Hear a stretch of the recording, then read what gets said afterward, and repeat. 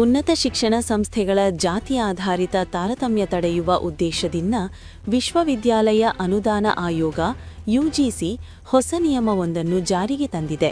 ಆದರೆ ಇದರ ವಿರುದ್ಧ ಜನರಲ್ ಕೆಟಗರಿಯ ವಿದ್ಯಾರ್ಥಿಗಳು ಬೀದಿಗಿಳಿದು ಹೋರಾಟ ನಡೆಸುತ್ತಿದ್ದಾರೆ. ಇದಕ್ಕೆ ಕಾರಣವೇನು? ಇಲ್ಲಿದೆ ಸಂಪೂರ್ಣ ವಿವರ.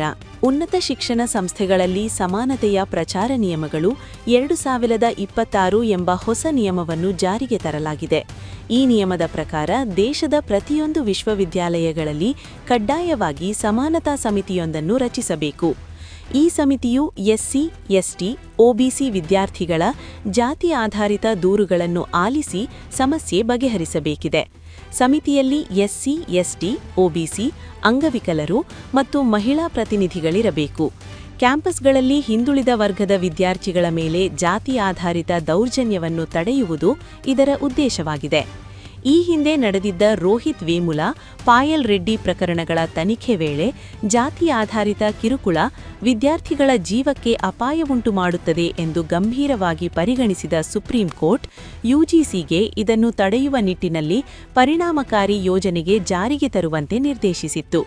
ಅದರಂತೆ ಯುಜಿಸಿ ಈಗ ಹೊಸ ನಿಯಮ ಜಾರಿಗೆ ತಂದಿದೆ. ವಿರೋಧ ಏಕೆ?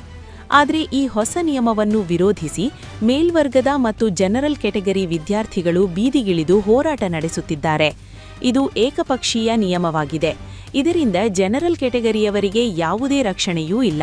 ಹಿಂದುಳಿದ ವರ್ಗದವರಿಗೆ ಮಾತ್ರ ರಕ್ಷಣೆ ನೀಡುತ್ತದೆ. ಒಂದು ವೇಳೆ ಮೇಲ್ವರ್ಗದ ವಿದ್ಯಾರ್ಥಿಗಳಿಗೆ ತೊಂದರೆಯಾದರೆ ಯಾರಿಗೆ ದೂರು ನೀಡಬೇಕು?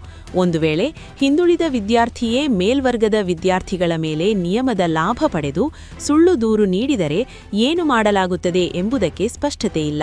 ಹೀಗಾಗಿ ಇದು ಮುಂದಿನ ದಿನಗಳಲ್ಲಿ ಮೇಲ್ವರ್ಗದ ಅಥವಾ ಜನರಲ್ ಕೆಟಗರಿ ವಿದ್ಯಾರ್ಥಿಗಳಿಗೆ ರಕ್ಷಣೆಯೇ ಇಲ್ಲದಂತೆ ಮಾಡಲಿದೆ. ಈ ನಿಯಮ ಜಾತಿ ತಾರತಮ್ಯವನ್ನು ಕಡಿಮೆ ಮಾಡುವುದಿಲ್ಲ, ಬದಲಾಗಿ ವಿಭಜನೆಗೆ ದಾರಿ ಮಾಡಿಕೊಡುತ್ತಿದೆ ಎಂದು ಆರೋಪಿಸಿ ಬೀದಿಗಿಳಿದು ಹೋರಾಟ ನಡೆಸುತ್ತಿದ್ದಾರೆ.